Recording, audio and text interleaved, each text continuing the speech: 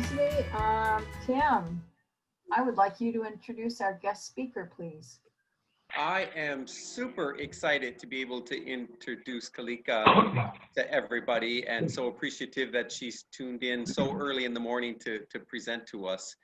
Charlene and I had the pleasure of getting connected with Kalika several months ago as she helped us identify and support our most recent Rotary Peace Scholarship applicant.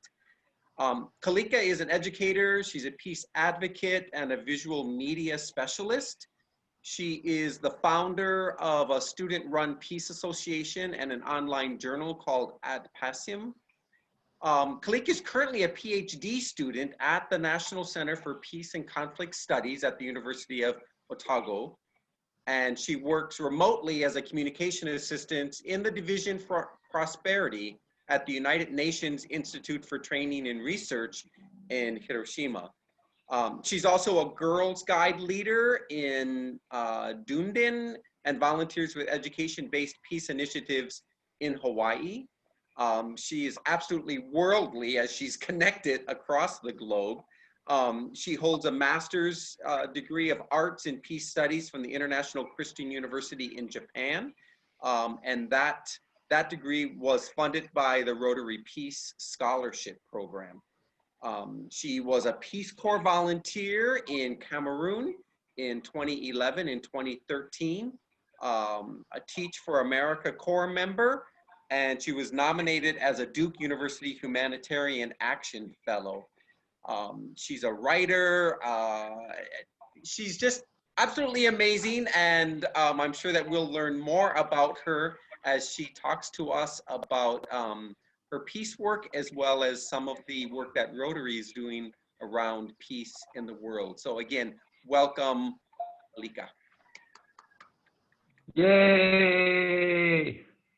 Thank you so much, Tim, for the introduction. I sometimes worry when people hear that I'm a peace fellow or got a degree in peace studies that they think, oh, she never fights with her husband, everything is perfect. They mediate every conflict and they never raise their voices, but I'm here to tell you that that's definitely not the case. Peace and conflict studies, it's definitely given me a better understanding of peace and maybe also conflict, I think, too. And I'm wondering, I guess if we can start the slide, that would be really awesome. Thank you so much. And yeah, I'm wondering what peace is to you all, especially as you're working with the communities and post-COVID. And if you could put that in the chat, that would be great. Or if we can, yeah, have people also, yeah, share if you can't put it in the chat, that would be great. So you can use audio, I guess, if you don't want to put it in the chat.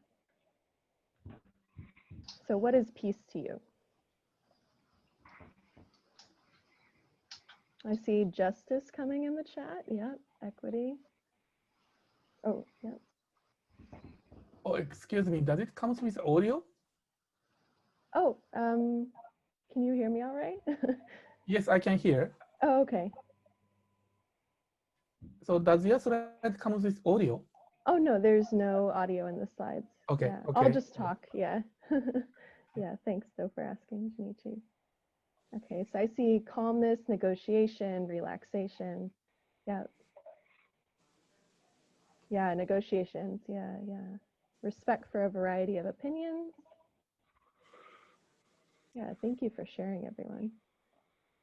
And we have Lorraine saying, peace is a time or state of mind where I believe that we are working together for a common good for mankind. Yeah. Open-mindedness, certainly. Yeah, excellent. Thank you so much for sharing. And I think what this shows us too is that peace can mean so many different things to so many different people. And I'm going to talk a little bit today about the Institute for Economics and Peace and their partnership with Rotary. And just before we go into this all, I think it's good to know that this is one definition of peace that people have come up with, but it still means many things. And it's really hard to put peace in a box. Because it has so many different meanings to so many different communities. So yeah, thank you for doing this slide. So I'll be talking a little bit about Rotary and the Institute for Economics and Peace in the beginning. And then I'll be going through a few acronyms, which is Institute for Economics and Peace, the Global Peace Index, and the Positive Peace Index.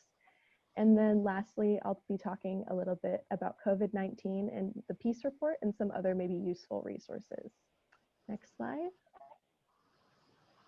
Thank you. So I wanted to start by addressing how this might be relevant to everybody here, because I think we tend to minimize what our role is maybe in regards to peace. Peace seems like a very big thing that happens at the international level, but there is a field of study called everyday peace, and that's what I think Rotary is very connected with, and definitely in my work as well as a peace educator. I'm not at the level of doing kind of negotiations between different countries. I'm working on the small stuff with peace in classroom and community.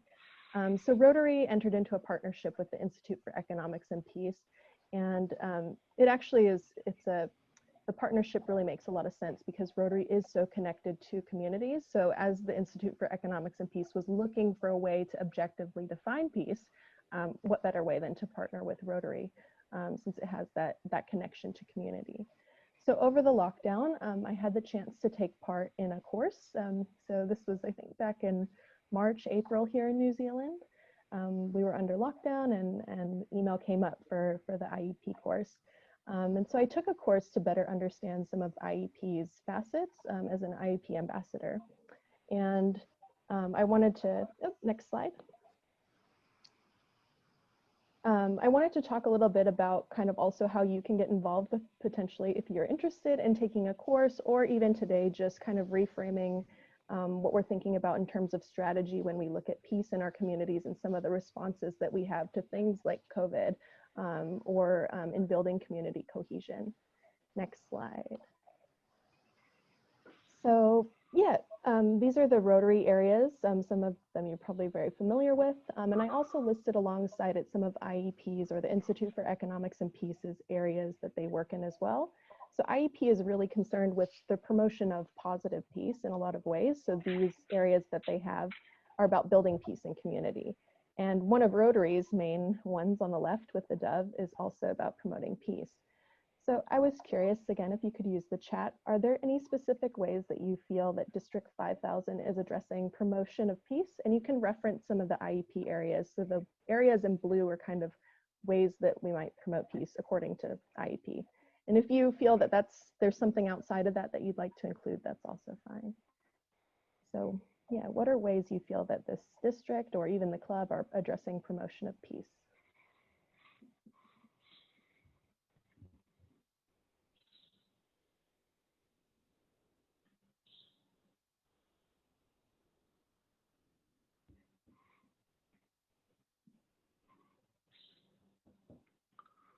All right, so we have some things in the chat. So workshops to build peace skills, yep. Food distribution, community responsiveness, yep. Yeah, definitely. IEP2 also mentions sound business development, and I think a lot of Rotarians also are involved with just their own, their own businesses in the community, and that also ripples out. So IEP also recognizes kind of that economic impact as well. Collaborations, yep. Beautification of outdoor spaces, certainly, yeah. Yeah, definitely. The Rotary Peace Committee to raise awareness through community service and collaboration, definitely, yep. Yeah, a lot of these tie into our relationships with other people in our community, how we distribute resources in our community, and how we better understand each other and in the land too. Yeah, respect. Thank you so much for sharing, everyone. It really helps when people are interested in sharing. And I'm sorry if my slides are auto-playing. If you could go back, I think, 2 or 3 slides to the rotarypositivepeace.org. Just one word on a slide. Thank you so much. So before we start getting into some other stuff, I just wanted to say that actually the online module that I took is available to Rotarians at rotarypositivepeace.org. So if after this presentation today, you want to learn a little bit more about peace or even just think more about strategies about peace and how maybe what you're already doing can be enhanced by thinking a little bit more in building positive peace. I really recommend this program. The online modules are self-paced, so you can go through them whenever you want, whenever you have a few minutes to spare. Next slide. And yeah, there's a lot of Rotarians that also have said that the course was helpful. I know for myself as a Rotary Peace Fellow and a teacher, I found them really useful. They give some good examples of what people are doing in their communities and how they try to target all of the different kind of facets of building positive peace. Next slide. Thank you. So there's a lot of acronyms that get thrown around, and I don't know if this is just because of academia or what, but I thought I would just define them, and I also hope I don't confuse them during this presentation. Some of them are quite similar. So IEP is just the Institute for Economics and Peace, and that's the overarching organization that's partnered with Rotary and that's developed this way of measuring positive peace. I'll also talk a little bit about the Global Peace Index in the chat today, and I'll also be talking, as I mentioned, about the Positive Peace Index. Next slide. So the Institute for Economics and Peace, or the IEP, was based and founded in Australia, and so they have an office there. Next slide. They were founded in 2008 and also have offices in New York, Mexico City, and Brussels. They developed really with this idea of having an objective way to kind of measure peace, because a lot of people were using kind of talk story about what, which is also really important, about what was happening within the community, but there was no way to rank or measure differences in peace, and nothing that could across countries show how peace was operating. So they developed this conceptual framework, and first of all, they had the Global Peace Index. And this seeks to kind of measure just the ways that peace either is present or not present. There's also a few other indexes that they've developed, including the Global Terrorism Index. They also have a couple country-specific ones, including Mexico, the United States Peace Index, and the United Kingdom Peace Index. And I think recently also the Germany has a peace index as well. So these are when countries have partnered specifically with IEP to dig a little bit deeper into the data. And also, again, I think it's important to mention that some of this scoring is also incomplete without those stories. So yeah, the scoring isn't the be all end all. Next slide. Oh, sorry, next slide. I think maybe it glitched. Oh, sorry. That go through. Thanks, sorry about the timing on that. So you may have already come across some of IEP's work, perhaps with or without knowing it. I realized after learning about IEP that I probably had come across their work in some form, maybe in reading through the news or in just reading through different books. So they've been referenced over 3,000 times in different books in 2016. Next slide. You may, oh, I'm sorry, click through. Thank you. They may have come across it as well. They have a lot of impressions on social media. Next slide. Quite a number of visitors also to the website. And next slide. And it's been accessed pretty much all around the world, some of these IEP resources. Next slide. All right, next point. So the GPI, sorry, has 6 measures of ongoing conflict. And so it's an objective measure of relative peacefulness between the world's nation states. It ranks these 162 countries, so not all of the countries, according to their level of peace. And for this purpose, that's kind of defined as the absence of direct violence. And it provides some data metrics for looking at peace. Next. There's 10 measures for society safety, and these include things like, again, homicides, incarceration, terrorist acts, and again, it's mostly dealing in the realm of direct violence or violence that we could physically see. Next. And also they look a little bit about military expenditure. And I guess the thought being there, of course, that if a lot of money is being spent on security and defense, that also kind of says something about kind of the efforts of, or that the role of that country kind of as a world player and what views of peace are also there. So they have this also included in the ranking. Next. And you can see here, this is a graph that kind of looks at kind of trying to connect the cost of violence. So IEP is actually trying to say that it is quite expensive for us to engage in things that are directly violent. So in looking at promoting peace, they've tried to break it down into just kind of that simple message that actually is quite expensive for us to continue to to have violence in our communities and in our countries and between our countries. Next slide. All right. And yeah, they've weighted 60% for internal peace, so kind of putting a higher priority on the peace within our communities, and 40% for that external peace. Next. And if you take a look at the reports, the closer the score might be to 1, it would be more peaceful, and to 5, it would be less peace. So that's how the rankings and scoring are developed. And these also are 23 different measures then that they compile together to get total scores. Next. And so here you can see they have, this was recent, I think this was in the recent index in 2018.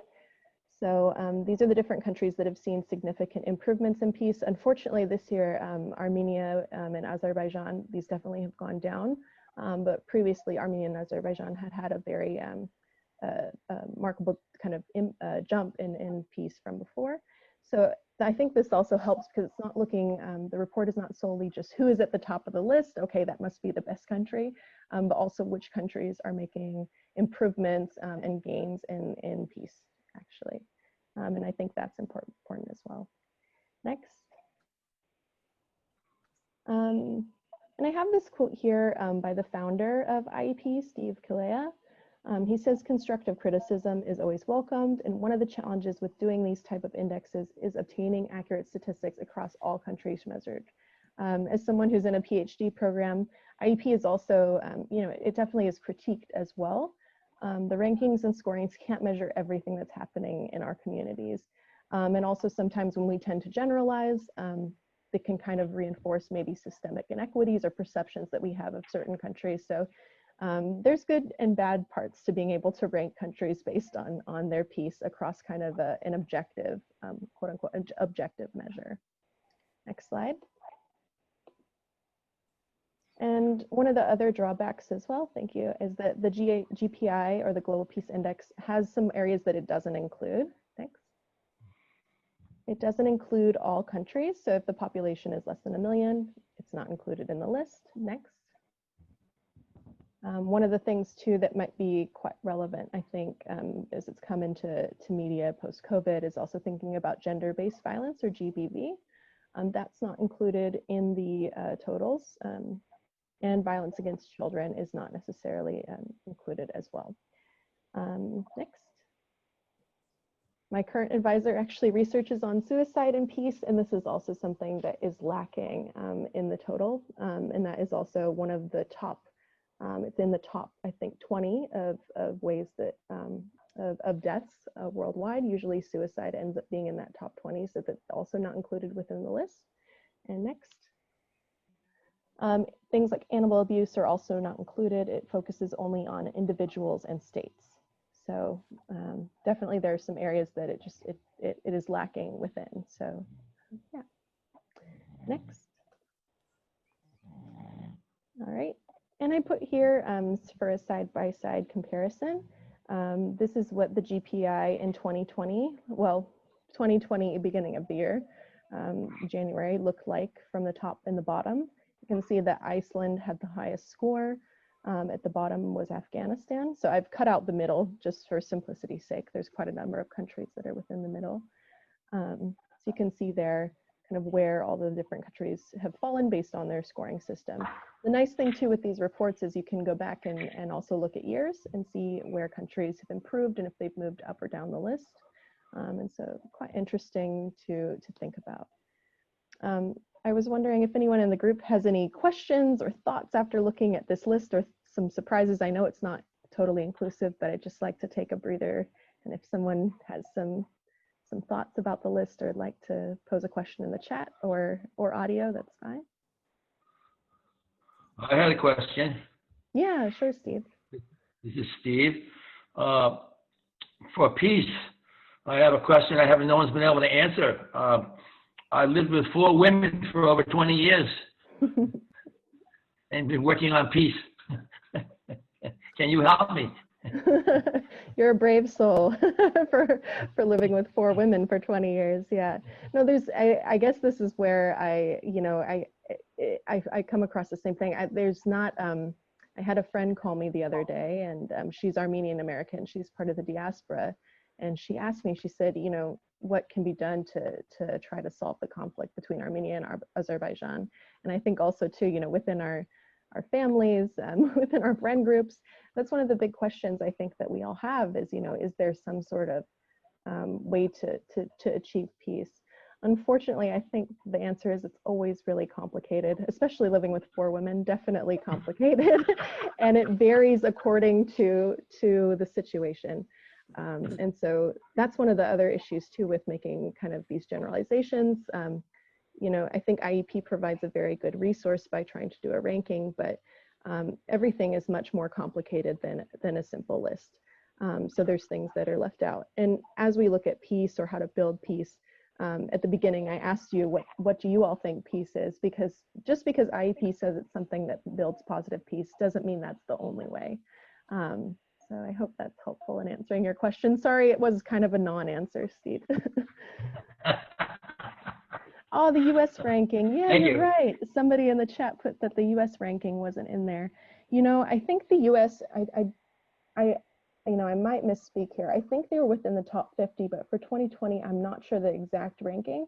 I'm going to refer you actually to the Padlet. So I collected all of the reports for easy accessing. So you can find them on the IEP website, or I'll put here in the chat. Let's paste. You can also go to the Padlet that I've created if you'd like. And sorry, I'm going to assign a bit of homework if you want to know the US ranking. I'm not sure the exact US ranking, and I'm sorry, I should have come in with that one, but I believe it's within the top 50. Yeah, and these vary from year to year. So this is 2020, and this was pre-COVID. And definitely at this point in the year, there's been a lot of changes and a lot of countries probably fluctuating at different points on the list. And being everywhere. So the summative data, I think, that will kind of reflect the rest of 2020 will be in that 2021 report. So this is from the 2020 report, but it reflects on data from 2019, if that makes sense. Kalika, go ahead. Kalika, this is Alan. Art Taniguchi is on this call too. He and I were talking about the Tokugawa reign in Japan for over 300 years of peace. And if you look at that peace, it's made up of very strong rules, very autocratic type of government. And here we have, in our country, we have democracy, which allows people to speak up, and we don't want oppression or suppression or anything like that. In your thoughts, your very thoughts, what do you think it should be between autocratic and complete democracy? Peace. Oh yeah, my personal opinion. I think being raised in the U.S., maybe that also impacts my position. I appreciate what democracy gives us and the chance for us to have a voice. I think with autocracy also too, it's key to mention whose peace is it? I think that even within democracy too is something that I've also been thinking about this year, because democracy isn't perfect either. So I think constantly asking that question within our systems, with the present moment, whose peace is this, really, because I think it can vary from position to position. So within autocracy, there might be, again, not a lot of direct violence on the outside. It might look, like you said, like it's quite a long reign of peace. But I wonder for individuals what that feeling is. And peace can be so many different things, as we also talked about. So although there might not be direct violence, as we'll look at the positive peace index, and also within your responses at the beginning, peace means so many different things to different people. So within autocracy, even within democracy, I think it's key to ask for whom is the peace really, and to reflect on that. I hope that answers your question. It doesn't answer my question, but and I guess that's one of the reasons why we all strive for peace. And as you say, everybody has a different way of looking at what peace is. But if everybody looks at peace for their own individual benefits, then you don't have a peaceful situation. So, somehow the definition of, or not, maybe peace shouldn't be defined or anything. It's like people seeking to be happy. I think the best story I heard was the guy went up to a guy living in a cave in a mountain somewhere and climbed all the way up, and the person said, what are you here for? And he says, I want happiness. How can I be happy? And the guy responded, he said, well, just be happy. And maybe that's what it comes down to. Yeah. Good reflections, definitely. This is it's a big question.